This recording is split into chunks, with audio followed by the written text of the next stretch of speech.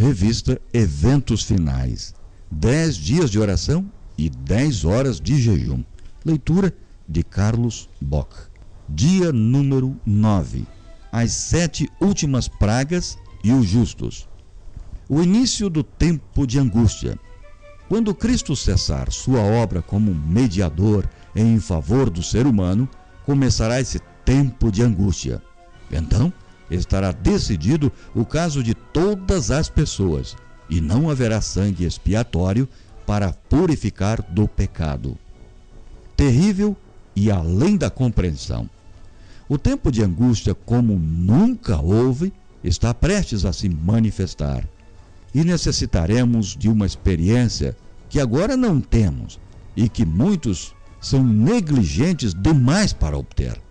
Quando Jesus deixar o Santíssimo, seu espírito refreador será retirado dos governantes e do povo.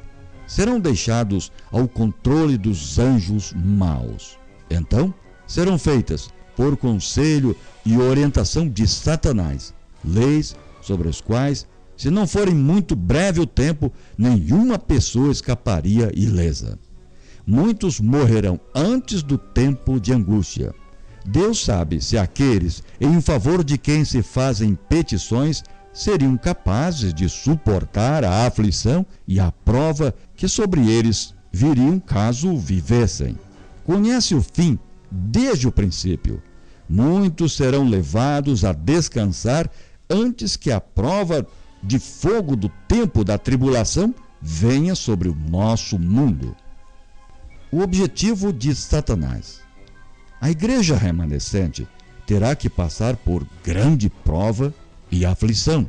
Aqueles que guardam os mandamentos de Deus e a fé de Jesus sentirão a ira do dragão e de seus exércitos.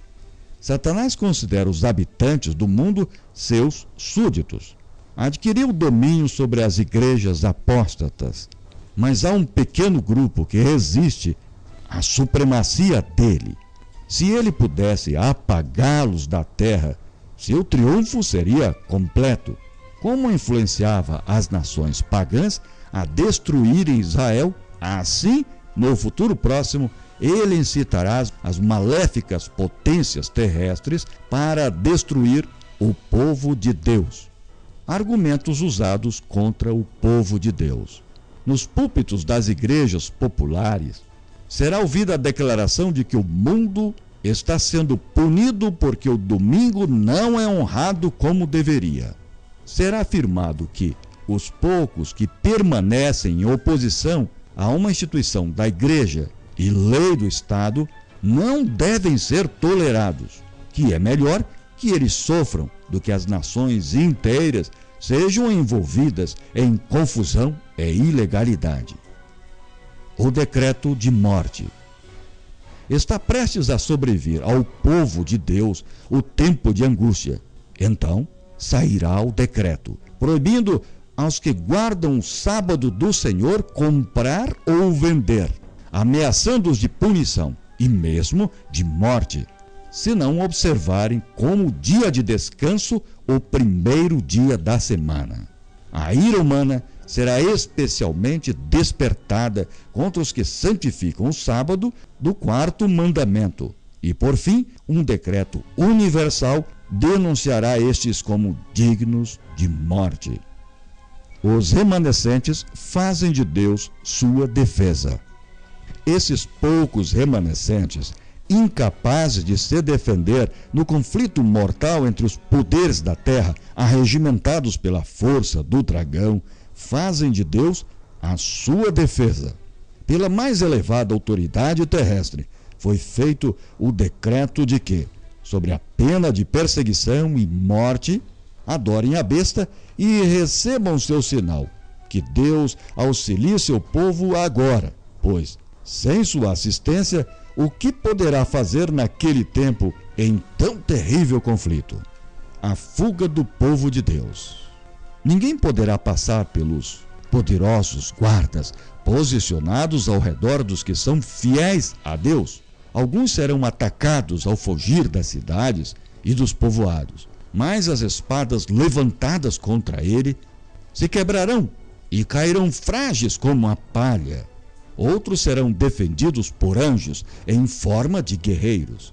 O povo de Deus nessa época não estará todo em um só lugar. Eles estarão em grupos diferentes e em todas as partes da terra, e serão provados individualmente, não em grupos. Cada um terá que resistir à prova por si mesmo. Os justos não terão faltas ocultas para revelar. No tempo de angústia, se o povo de Deus tivesse pecados não confessados, que seguissem diante deles enquanto torturados pelo temor e pela angústia, seriam vencidos. O desespero lhes suprimiria a fé e não poderiam ter confiança para suplicar de Deus o livramento. Mas, ao mesmo tempo em que têm uma profunda intuição de sua indignidade, não possuem falta oculta para revelar. Seus pecados foram examinados e apagados no juízo. Eles não podem trazê-los à lembrança. Os santos não perderão a vida. O povo de Deus não estará livre de sofrimento, embora sejam perseguidos e angustiados, embora suportem privações e sofram pela falta de alimento, não serão abandonados para morrer. Se o sangue das fiéis testemunhas de Cristo fosse derramado nessa ocasião, não seria como o sangue dos mártires, qual semente lançada a fim de produzir uma colheita para Deus. Deus proverá. Será para nós, então, o tempo de confiar inteiramente em Deus, e Ele nos sustentará. Vi que o nosso pão e a nossa água serão certos nesse tempo, e que não teremos falta nem padeceremos fome, pois Deus é capaz de estender para nós uma mesa no deserto. Se necessário, Ele enviará corvos para nos alimentar, como fez com Elias, ou fazer chover maná do céu, como fez com os israelitas. Sem intercessor, mas não desamparados. Se as pessoas pudessem ver como uma visão celestial, contemplariam grupos de anjos magníficos em poder posicionados ao redor daqueles que guardaram a palavra da paciência de Cristo. Com ternura compassiva, os anjos têm testemunhado sua angústia e ouvido suas orações. Estão à espera da ordem do seu comandante para os tirar do perigo. O precioso Salvador enviará auxílio exatamente quando necessitarmos dele. Em meio ao tempo de angústia que está para vir, tempo de angústia como nunca houve desde que existe nação, o povo escolhido de Deus ficará inabalável. Satanás e seu exército não conseguirão destruí-lo, pois anjos magníficos em poder o protegerão. A batalha contra o eu. Enquanto Satanás reinar, teremos que subjugar o próprio eu e vencer os pecados que nos cercam. Enquanto a vida durar, não haverá ocasião de repouso, nenhum ponto que possamos atingir e dizer: alcancei tudo completamente. A salvação é o resultado de uma obediência que durará a vida toda. Oração.